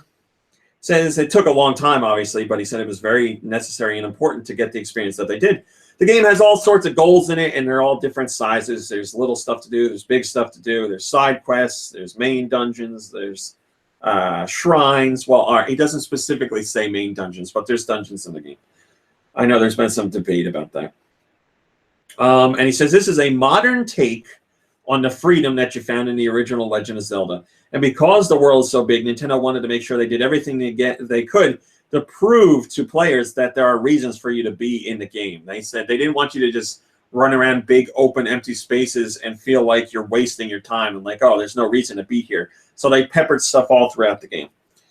And they said there's side quests to take on, but don't worry about getting overwhelmed or losing your place, because they did all sorts of things to make sure you know what you're doing and to keep track of that stuff. And once again, a point that they made a long time ago, but they bring it up again. If you want to start the game and go right to the final boss, you can do that. They're saying it's going to be really tough to beat him. And obviously at the start of the game, you won't know where he is. And the chances of you like happening upon him accidentally, I don't think are very good. But you can do it if you want. And again, Al Newman says it's going to be pretty impossible to beat him, which I'm sure people will do on the internet the same day the game launches. But he says it's pretty impossible. But he suggests that you go out there and, like, you know, grow Link's strength. He says get Link some more stamina, get a few more hearts into Link, and then take on the boss. But if you want to, you can. From day one, you go right for it. But like I said, nobody knows where it is at day one. Thornrock says, this is a great video. I thought so as well. I haven't watched too much of the Completionist's videos, but I am familiar with his work, and I enjoyed the video myself. It was a good mix of asking questions, and then he showed a lot of... he was very humble to have the interview and like excited to talk to the developers about, you know, your games have changed my life. I like seeing that kind of thing. Yeah. Our final top story is a rumor that the Switch will allow for download play of games, so it will support up to 8 players with 1 copy of the game. So if you have 8 friends that have a Switch and you all want to play a game multiplayer, some of the games will offer 8-player multiplayer with 1 copy of the game, which we've seen on the 3DS and we've seen on the DS before it. This isn't 100% confirmed. It came from a discussion with a Nintendo PR manager for Nintendo Germany. But the interview is Google translated. But I got the information from someone who speaks German. And they told me what is said in here is legit. But the problem is where it's said in the interview doesn't have quotes on it. So we don't know if this is something they heard from the PR manager or it's something the PR manager said directly. But obviously they got this information from the PR manager somehow. It's not speculation. But until it's officially confirmed by another branch of Nintendo, we're keeping it marked rumor. But it's not hard to believe that that download play is in there. I mean, we played 8-player Bomberman on the DS many years ago with a single cartridge, which was a lot of fun. I would love if this new Bomberman would have that, but we don't know. So like I said, rumor for now, but very cool very cool feature if it's in there. These damn fat fingers. First comment comes from Entity, and he says, if it's true, then Nintendo's smart. Sell a lot of Switch, they will. If true, then Nintendo's smart. Sell a lot of Switch, they will. And there's no punctuation in there other than 1 period. At the very end. Yes. Pancratius of old on YouTube says, Switch is going to fail, baby. You have to give equal time to the trolls in the chat as you do the good people. You don't want to show your bias. Fail, baby. Baby! All right, that's our top stories. Woo! What'd you guys play this week? Anything you want to talk about? No. Thanks, Mom Brain. Kirby, you play anything? Yeah, I played a little more Shantae because Trying to get that 100%. yes. So I watched Schiller's video like you recommended. Oh, It took me a while to find where? Yeah, because there were, I think it was split up into like 4 separate videos. Yes. And the one I was watching was like at least 20 minutes long. But I managed to find like the one area he went that I didn't recognize. But I got a little nervous because he was like, okay, so I think there's like another heart container in here. And I'm like, wait, what? Where's the key? I want the key, damn it. But but it turned out it actually was where the final key was. Well, good. I'm glad I recommended something that worked. Yes. Yeah, and I probably never would have figured out where that thing was, or what I had to do to get there. Akaji, you do recognize me from game trailers. I had some features over there. My GoNintendo name is Raw Meat Cowboy, if that's what you're asking for. My real name, which was used on game trailers, was Kevin. So was. I changed it. Legally, my name is Raw Meat Cowboy now. Go ahead. I'm sorry. I think it was done actually. Oh, okay. But yeah, I never would have. I probably never would have found that place without the video. Cyric says, "Gotta show the trolls some love." LOL. And then Pancratius of Old says, "I require stimulation." So there you go. Yeah, you do gotta show the trolls some love. That's why they're trolls, because they're unloved. You gotta show them love. All right, what did I play this week? As I said, and I'll talk in greater detail now, I played that demo of Shovel Knight Spectre of Torment. So Spectre Knight plays very differently from Shovel Knight. He can climb walls. Well, he can't climb walls. He can do like a Ninja Gaiden, run up walls for a little bit, as in newer Ninja Gaiden games, not older Ninja Gaiden games. So he can scurry up a wall for a little bit and then use that to kick off of the jump to another wall. And then there's in Shovel Knight, you can, all right, so in Spectre of Torment, there are like lanterns or enemies. Yeah, you can't do this. You can chain moves off of enemies with Spectre Knight. So like if you're trying to jump a gap and there's no platforms, but there's enemies flying over it, you can hit an enemy and like get a bounce off of it and then hit another enemy. You could do like the pogo thing with Shovel Knight, but this is like a direct hit that like boosts you forward. I think you might have been able to buy something from a store that could do that in the game, but I'm not sure. But yeah, he plays very differently. And the levels have been completely reworked. Music is new, or at least remixed music that was already in Shovel Knight. If you played Shovel Knight, you're going to love this. Like, it's more platforming with some different twists, and there's different collectibles and levels have different theming now. And like I said, there are redesigned levels. And levels that are reused will have different visuals because they're at different times of day or night. Yeah, it's really good. I really enjoyed what I played, and like I said, I believe that's launching on Switch first, so we should see more about that very soon.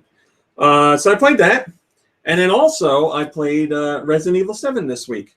So Resident Evil 7 showed up, and I took it out of the package, and I looked at it, and I was like, man. Did you look at it? Here, like, you look at it? I looked at it, I was like, here we go, man. This is it. I gotta poop myself. It's like I gotta do it. So I played, the kitchen demo of Resident Evil 7 in VR, and it was pretty scary. It was quite scary. And I played PT, and PT is the only game outside of VR that has scared me. And I was like, oh god, this is in VR. This is gonna be so terrifying. But I was like, I bought the damn VR. I'm gonna play this in VR. So you can play the damn VR. So I played it in VR, and I went into it, and I was like, all right, you don't get scared of stuff. Take it easy. Be calm. It's a game. You'll be okay. And my pep talk for myself did very well. I played it, and there were definitely frightening moments, but overall, I was very good. You've been able to sleep without the aid of a nightlight, or more than my usual nightlight. Right. But I was good. I find so far what I've experienced in the game, I find PT to be much scarier. But I don't know if it's because I pumped myself up to not be scared for this, that I was able to handle it better. But there is an overbearing sense of fear and scariness while you're playing the game. And I was talking about this to Mom Brain. So Resident Evil 7 is the first quote-unquote traditional game I've played in VR. Like, I've played Rez, but that's not a traditional... You know what I mean. Like, this is a traditional game, a first-person game. So I played it in VR, and, you know, you're walking with the left joystick and turning with the right. And they have different options for how you can turn. You can turn like you do in every other game, or you can do it in intervals. And I found intervals work best for VR for me. But they have so many control options in there that you should be able to find one you like. But I was saying to her that it's very interesting because now when I look back on a game, when I remember a game and I'm talking to you guys about it, and this is how it's been my whole life, I think about it as like I see like an overhead map in my mind, and I see myself walking through the environments, and that's how I map out the game. Like I see like the screen of me playing. Mm-hmm. When I think of Resident Evil 7 and how I've been playing it, I remember it as if I were actually there. Because I was there. I'm wearing the VR helmet or visor, whatever you want to call it, and I felt like I was there. The resolution, when you're outside in bright areas with lots of foliage, it hurt. It was hurting. It didn't look too hot. I mean, that's my personal opinion, and I don't care. Like, that's fine. I played it anyway. That's not my knock on it. I'm just saying I didn't think it looked too hot. But there's not many times so far that you're outside in the sunlight. So far, that was like the first 10 minutes of the game or 5 minutes, and then everything else is dark and inside. And that really plays to the lower resolution of the PlayStation VR. So when I'm inside, fantastic. And this is the best way I can describe a unique experience of playing. Nestor, I didn't get sick in VR. I haven't gotten sick in VR yet. So I was playing, and at some part, well, when you're first in the house, you'll see hallways that are completely dark. Mm-hmm. And you're like, oh, I got to walk down there. It's like when you're walking, I'm like looking all around to see if anything's on the ceiling and like peeking around and stuff. But there's one part in particular where you're walking around a part of the house and somebody's trying to find you, or they're chasing you. They're not really running, but they're out to find you. And it was such a unique and like engrossing experience because I was walking up to corners and I could hear the guy, but I couldn't quite figure out where he was. So in real life, as I'm sitting on my couch, I was leaning around the corner of the wall to see if the guy was there. So I'm just barely peeking my head out and I'm like, okay, he's not there. So then I run out and go. And then like, there's a door next to me and I push the door open a little bit and I lean my head in to see if he's there. And I'm like, okay, he's not, I can go in. And it was such a cool experience, you know, until he saw me and then I got terrified. But it's very cool. It's the first time I played VR where I remember a game as if I was actually there. Like I feel like I remember being in the house and like walking down in the basement and stuff like that. So I'm really digging it. It's just not, and it's not as scary as I thought it would be. And like I said, I don't know if that's because I hyped myself up or I'm just handling it better than I thought I would. Yeah, I'd like to try. But yeah, it's I would love to see people play it. I'd be very interested because it's very cool. It's definitely an interesting experience, unlike any other I've had so far.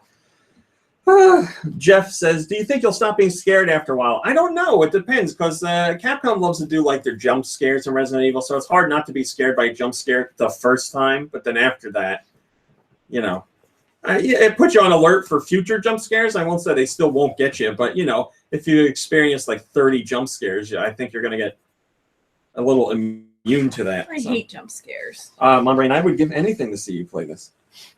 But I don't know if you would survive, to tell you the truth. Well, thanks.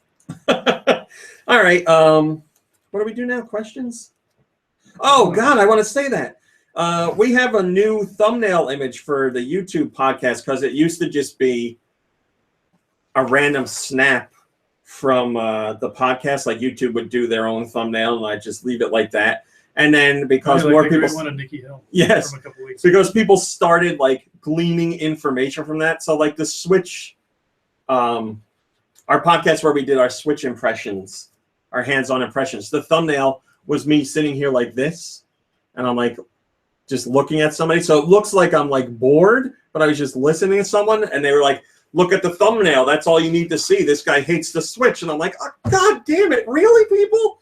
So now we have a nice new thumbnail, courtesy of the wonderful Poopaloop, who has given us something beautiful to work with. So we used it on Twitter already, but from here on out, it will be the new thumbnail, and it's fancy, and I'll have the number of the podcast on it, and I love it. And thank you to Poopaloop, I greatly appreciate it. All right. Here you go. Questions on Twitter. I want to do a couple. Radical Defect says, "What are the podcast crew's opinions of Poochie the dog? You know, from Yoshi." So not The Simpsons. Right. I'm Poochie, Poochie's the cute. rockin' dog. Yeah, Poochie's weird looking, but he's very cute because I like that he has no nose. Yeah, Poochie is very weird looking, and he's definitely not a dog. Isn't it like Well, what the hell P-U-C-C-I too? Isn't No, it like, it's P-O-O-C-H-Y. Pusey. I thought it was like Gary Pusey. Pusey. Gary Pusey. Yeah, he's definitely not a dog, but I don't know what the hell else to call him. He acts like a dog. I mean, the body looks like a dog, I guess. Pusey. He's got 4 legs, Too stumpy, but the head is like, I don't know. It doesn't have the head of a dog, but what do we think of it? I think it's cute. Yeah, I've always liked Poochie. So, and here's Poochie. I've always liked Pusey. Yeah, what does it remind me of? It reminds me a little bit of the guys in Rhythm Heaven, the little singing guys, because their heads kind of look the same. I was gonna say that that floating clown car that Bowser rides in. Yes, he's got the same lips as that. Giant Definitely, lips. without a doubt. Oh my God, maybe that's the You think that's a inspiration. coincidence? Man, nothing's a coincidence with Nintendo. That's true. Hello, Press Hardy. Press Hardy says, "Hey, GoNintendo, greetings from Germany." Well, hello. Hey. Thanks for joining us. How do you say hello in German? Hello. Is that true? Yeah. Hello. Tommy's talking about me playing Resident Evil 7, and he's calling it Resident Evil 7 Mean Daddy. Got to peek around the corner, see if that Mean Daddy's. Mean Daddy. Don't make Daddy mean. All right. Also, Mommy, did we do please this don't one? make Daddy Bacon mean. Bit says, "What kind of meat is a hot dog?" Did we do that one? I seem to remember. We've having- talked about hot dogs and Some sandwiches garbage. so much on this podcast that I don't know if we've covered this or not. I think we did. I said I think they're soles of boots and beaks of chickens, and No, that's chicken nuggets. no, chicken nuggets are that pink slime. Well, yeah, Oh, the beef meat. You know, there's really a lot of meat in the beak. People never check. untapped. Oh, that's not potential. gristle in your chicken nugget. That's chicken beak. That's beak meat. You can really taste the beak meat. Yeah. All right, we're running late. Thank you for your questions. We have a lot more to go through, actually. Oh, that's right. We had a conversation with Pizza Roll, which we'll get to later. What about Pete? Pizza Roll. All right, Mom Brain. All right, so Let's do some music. There you go, you buttholes. You durian munchers. You big old Listen up, buttholes. you old durian munchers. This one, the song, Listen this to first freaks. piece comes to us from Andy the Zombie. This is something I know right off the bat. This is something I recognize right off the bat. Okay. It's for a you. Kirby game? It is a Kirby game. Okay, I feel like it's a map or a menu.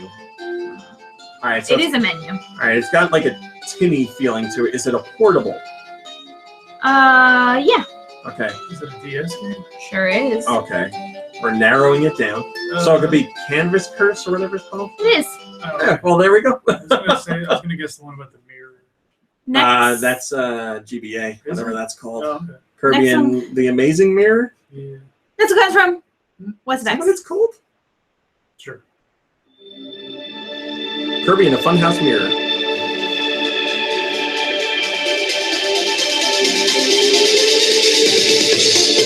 Is this Let's Tap? Sure is. Oh, future tapping game. Let's tap.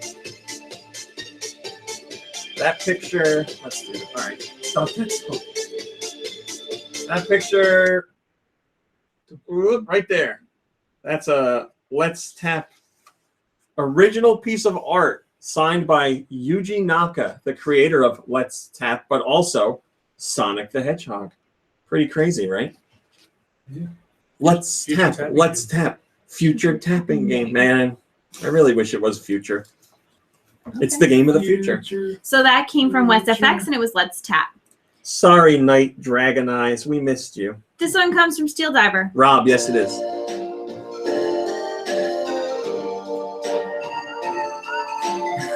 This is great. This is the end of Barney, I think.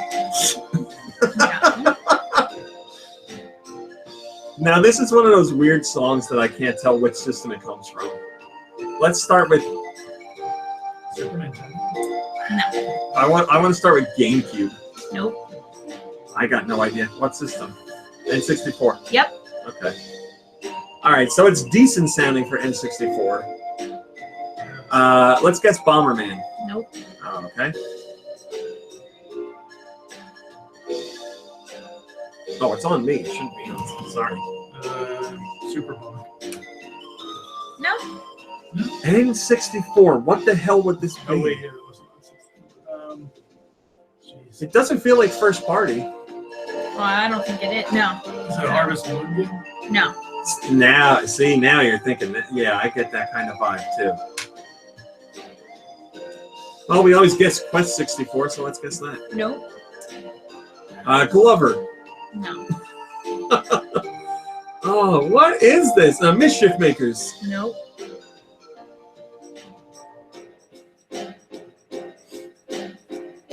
It's a decent quality for N64. What the hell is this? How about Beetle Adventure Racing? No. What's like a cutesy game on N64? Ogre Battle. Yeah, sure. No. Legend of Mystical Ninja. No.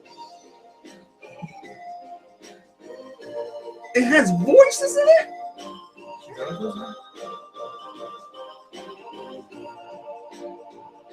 This is amazing. All right, I don't know what it is. Do you know? Nope. We don't know. Bandai. It's a Bandai game. I got nothing. Dragon Ball Z. No. But you're more Go on. We don't have it. Neon Genesis Evangelion. Did that come out here? There was a 64 game. Wow. That couldn't have come out here. What? That's hey. If you're gonna get us with unlocalized games, then that's the way you get us. All right. So the next song comes from Radical Defect / Master Higgins.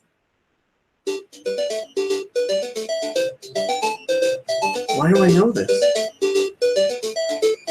Is this something I've played? I think so. Well, it's obviously NES. Yeah. Is it licensed? I don't think so. Okay.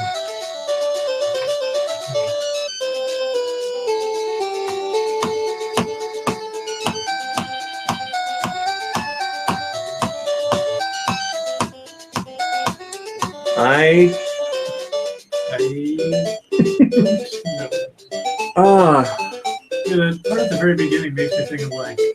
Yeah, the part in the beginning's giving me something. I don't know what it is. Star Tropics, isn't it? No. See, I'm getting that kind of vibe, like an island vibe. Is it an Adventure Island game? It is. Oh, so it's got to be 2 or 3. 3. Thank God you said that, Kirby. Adventure Island 3. I get something The about it. guy's Is name it was Steven Master Higgins. It's something I know, about that's it. why I was like, You know that's what? why it wasn't my first guess. I just posted a video this week of Master Higgins, the real life Master Higgins, talking about the Switch. He works for some Japanese outlet where they do it's like The View, but they air it online, but they talk about video games. That's what it feels like The View. It's like a panel of people all sitting together at a table, having coffee, and just chatting about video games. All right, Mom Brain, go ahead. This next song comes to us from Denix. Is that a new person? I don't know. Can you bump it up one, please?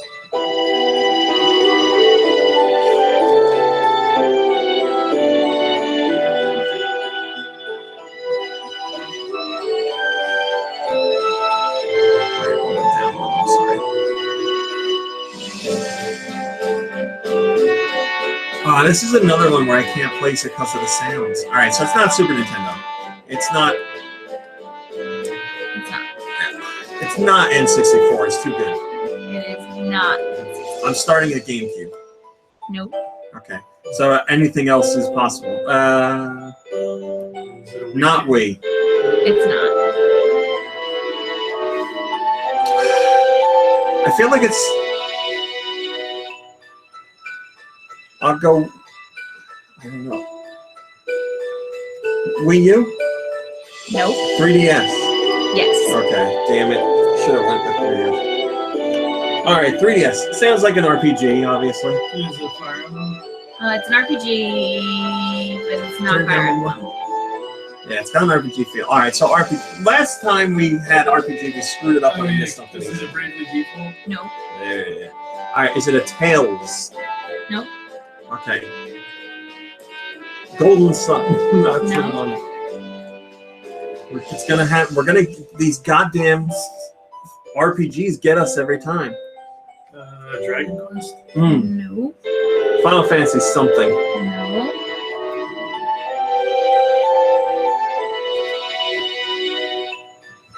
Do you know if it's part of a franchise? It's part of a franchise. Oh boy, we're gonna blow it.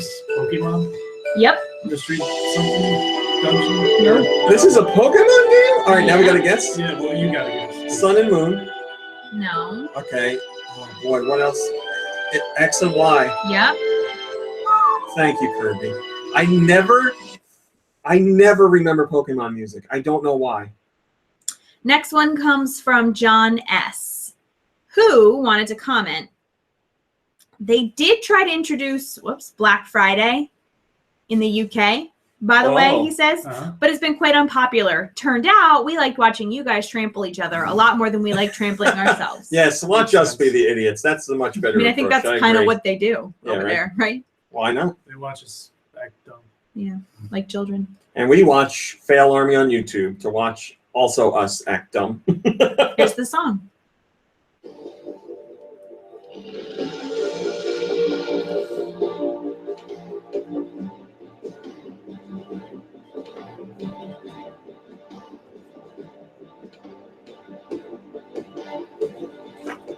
It's very epic. How about Twin Snakes? No. That's what I said. Nope. See, we've got the same vibe. I don't even know what system. Usually I'm good. Rob, we will tell you that information when the trivia section is done, I promise.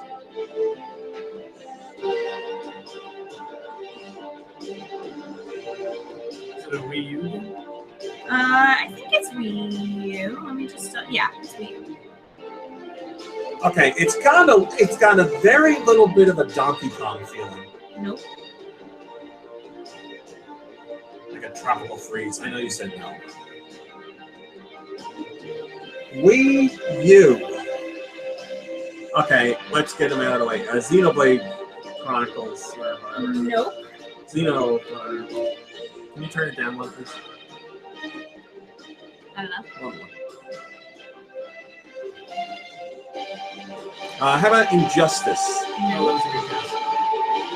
Oh, go down again. We got somebody singing now. What is this epic song? It's not Batman, is it? No. Oh.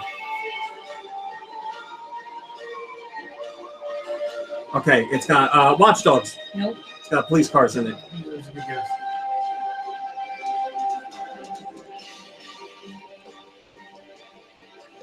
Wow, what is this?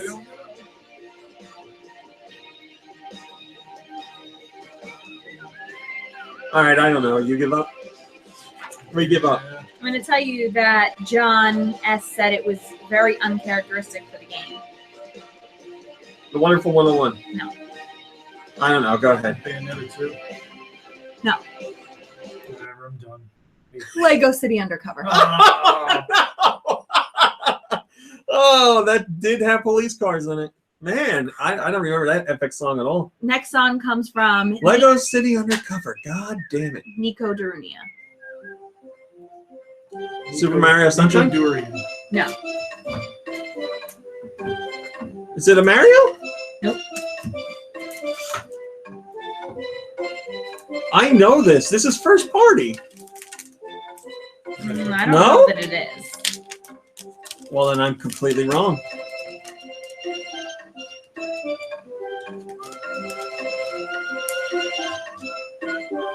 Can you bump it up one? Yeah, I know this. God damn it. My signals are crossed.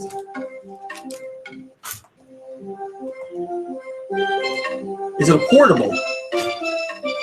Yep. Yeah, it's got that feel. DS? No. Oh, 3DS. Nope. What? GBA? Yeah. Wow. How about Klonoa? Nope. Oh, I don't want. How about Klonoa? Keep swing. Nope. Could it be?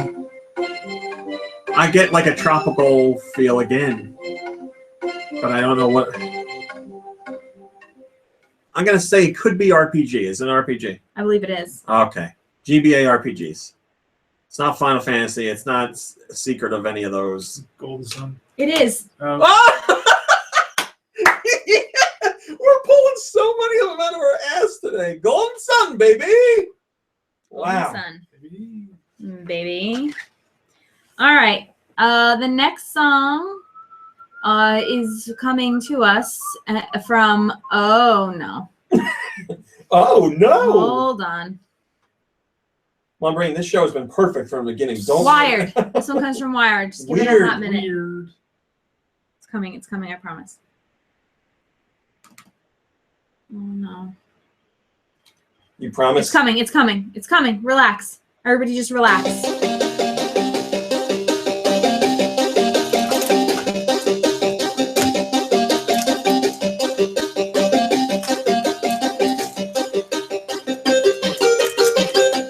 Oh, I love that bass or that drum. Now I don't know that this is NES. No, it's not. It's not NES. It's not NES. Yeah, I didn't think it was. Is it like Game Boy Color? Yep. I default to you. Yeah, because I know all of like 8 games. Can you turn it down a little bit? All right, Game Boy Color games should be easy enough to narrow down, right? Blaster Master Boy. Nope. Okay. It's not Mickey's Speedway or whatever. Nope. Is it the Metal Gear game? Nope. It'd be pretty cool for that. I don't know what I had a Game Boy Color and I don't know enough games on it. I had a Game Boy Color. No. I won't know this one. Oh no, you probably know this one. Franchise? Yeah, I think so. Yeah, I think so. Oh man, Here's a don't know. hint. If Lou were here, he probably. Turok. Yeah. I don't want to take that one. That was too much of a hint. Don't. Yeah, right. For Game Boy Game Boy Color Turok. Don't Seeds of That Evil was a or just masterpiece. Turok. It's Turok. All I see is Turok 2. Yeah, Seeds of Evil. All right, yeah, don't give me that one. Don't count that. Your hint about Lube was too big because the only guess is like 3 games: Robin Hood, Turok, and Battle Tanks. Battle Tanks. This one comes from Mikey3319.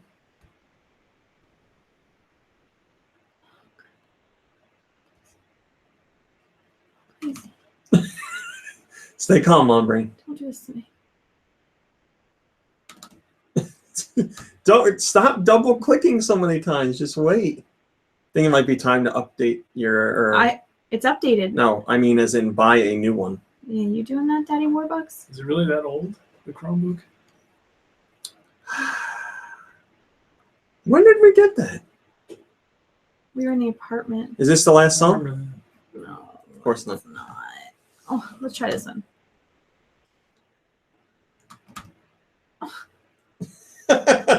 Are we done? No. Here's the problem. When this stuff happens, you get too squirrely and then we can't do anything. All right, give me a hot minute. Just talk amongst yourselves. Nope. We're going to sit in silence. that. Oh, no, come on. All right. Well, someone was asking Cameras where were can on. you send music to, so I'll tell you right now. You can send your music to gnpodcastmusic@gmail.com. Once again, that's gnpodcastmusic podcastmusic@gmail.com. Send as many songs as you want. They can be from whatever Nintendo system you want. Mikey3319.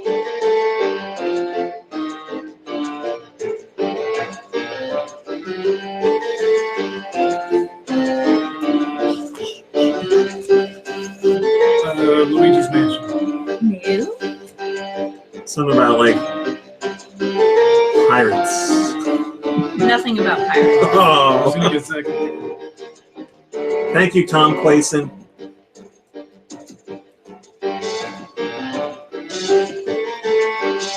I don't even know what system. Can you tell me system? 64. Wow, very good for 64. Paper Mario. No. Such high quality. Ogre Battle. Yeah. One day it will be. All right, who can make good music on a 64? Is it a rare game? It doesn't sound like a rare game.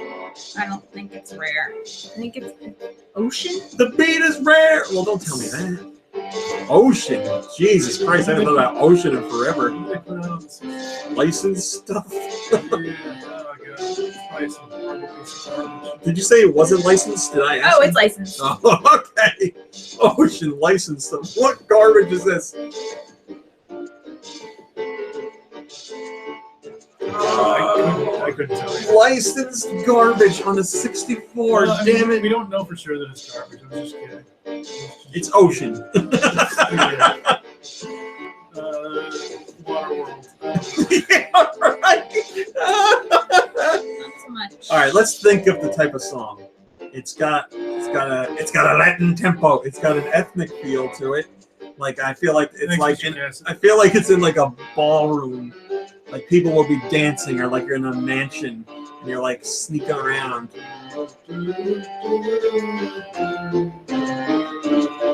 Right? Like you're on a mission and everybody here doesn't know you're doing this. Sure. You could be completely wrong. I know. This is the picture I've painted. All right, we don't know. Go ahead. Mission Impossible.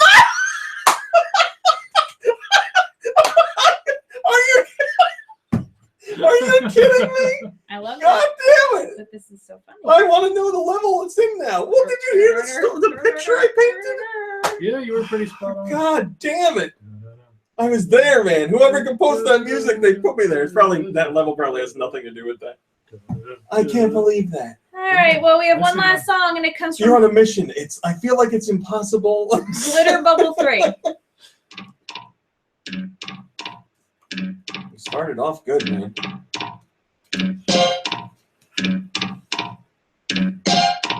Turn it down.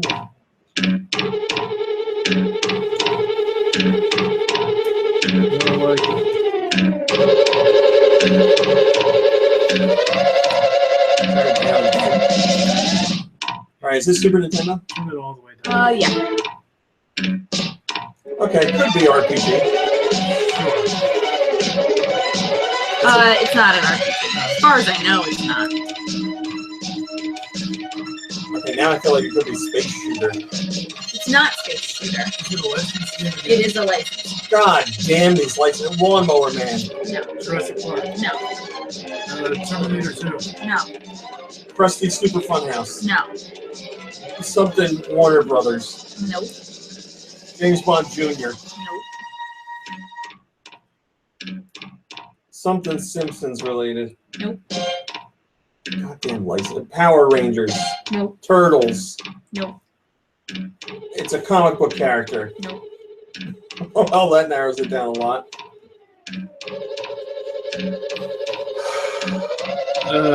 Bram Stoker's Dragon. That's great. I wish it was. I don't feel anything for the song, so I don't know. It doesn't make me feel like I'm on an impossible mission.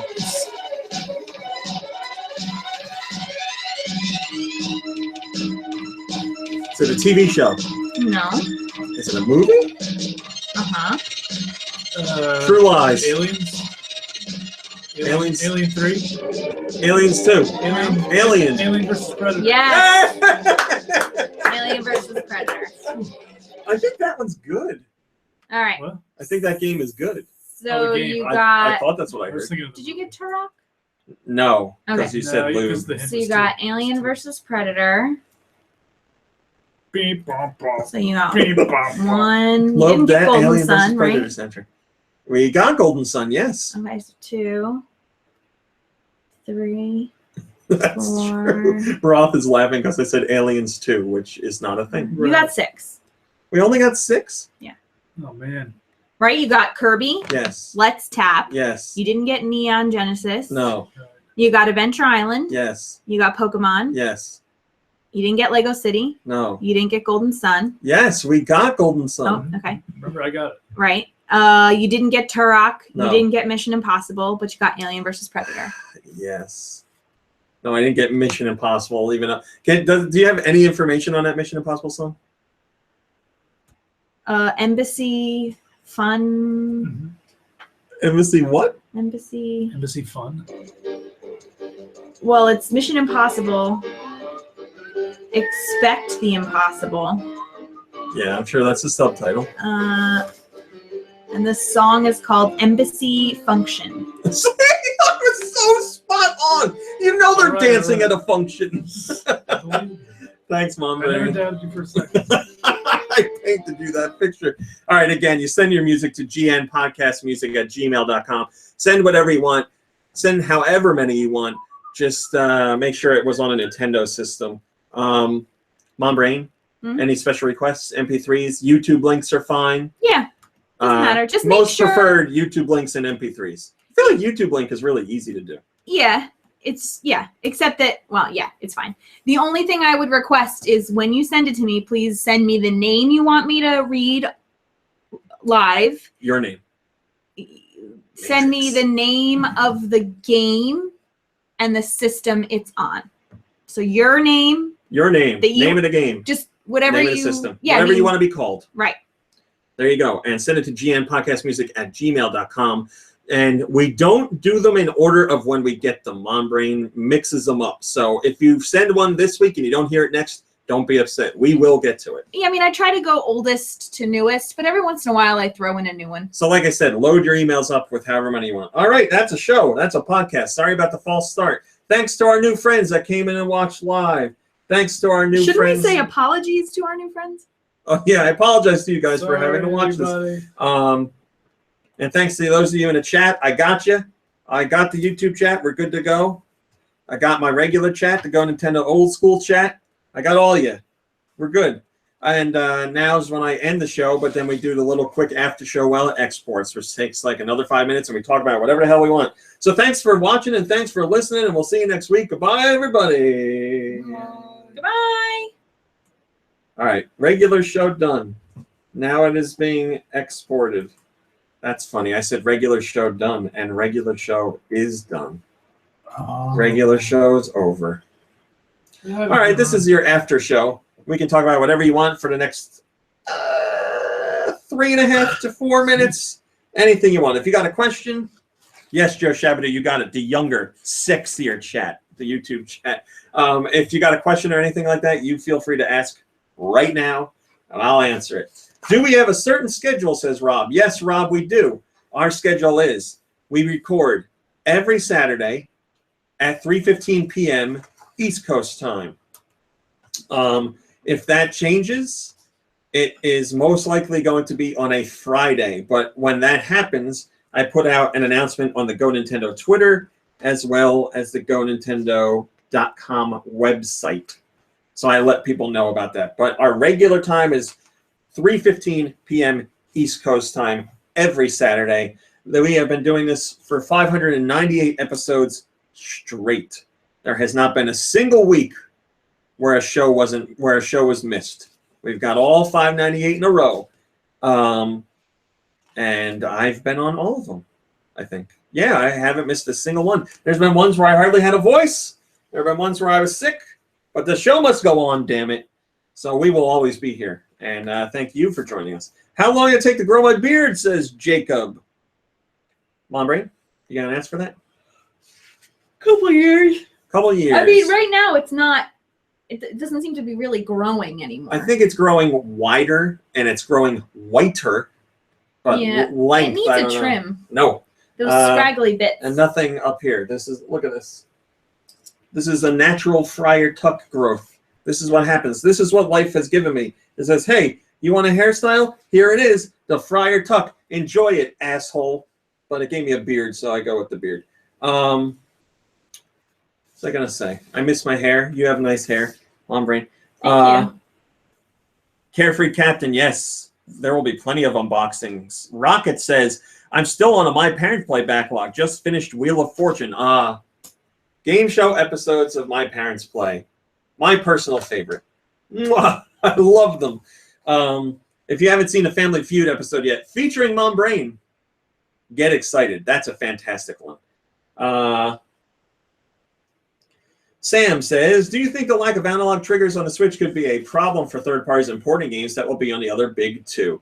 It could be, depending on what the type of game is and if there's workarounds for that. Sure, that could be an issue.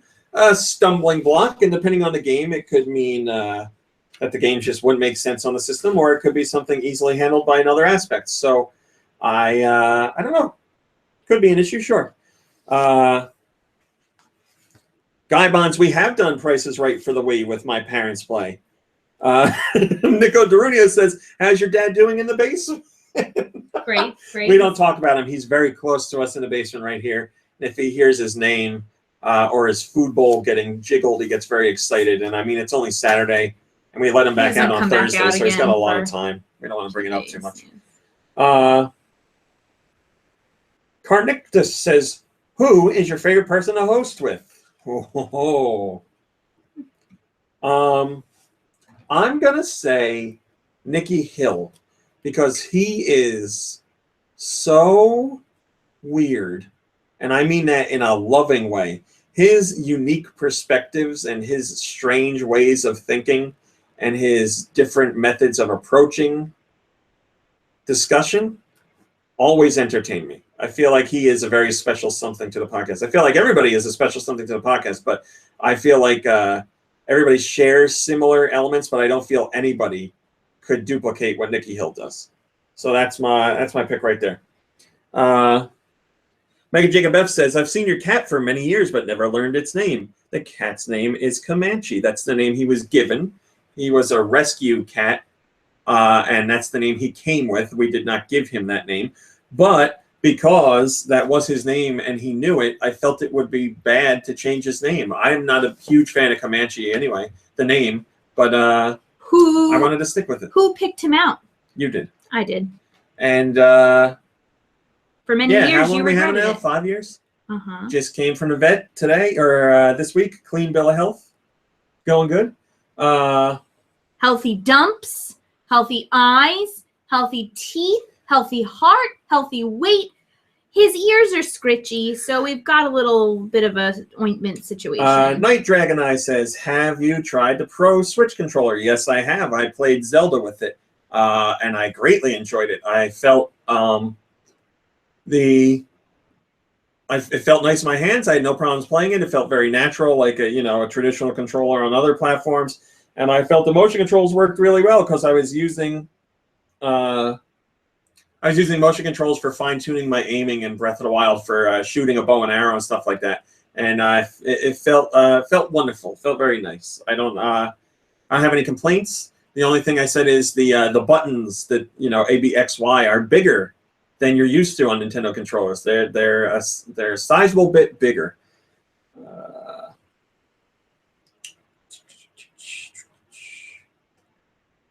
Carefree Captain said he thought the cat's name was Cat Butt at some time. No, that's just because he kept sticking his butt in the camera a lot. But that would so we're be doing a great hashtag name. Cat Butt. Wouldn't it? Cat Butt? Rob says, do you think we're getting a Metroid game on Switch? I believe the Switch is going to be the console to get a Metroid game. Yes, I know Wii U missed out on it. I believe the Switch will be one. Jiggly Portal says, can you donate your beard to me? Well, Mom Brain said I should trim it because she thinks it'll grow bigger if I trim it, right? Isn't that an old wives' tale? No, I never said bigger. I just said needs a trim because of these split ends. Yeah, it's just scraggly. Well, if you want some split ends, I could send them your way. All right. I'm so sorry, but it is time to go. The show's done exporting.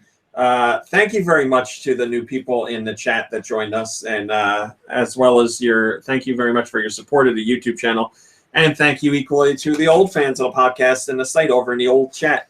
I love you all. I appreciate your time. I appreciate your decision to spend a couple hours with us this weekend when you could have been doing anything else you wanted. So to think that you came here with us. Well, maybe they're doing what they want and watching the podcast. That's true. Could be doing that. If you know what I mean. Well, thanks for just making us part of your weekend. I appreciate it. We'll be back next weekend with another podcast.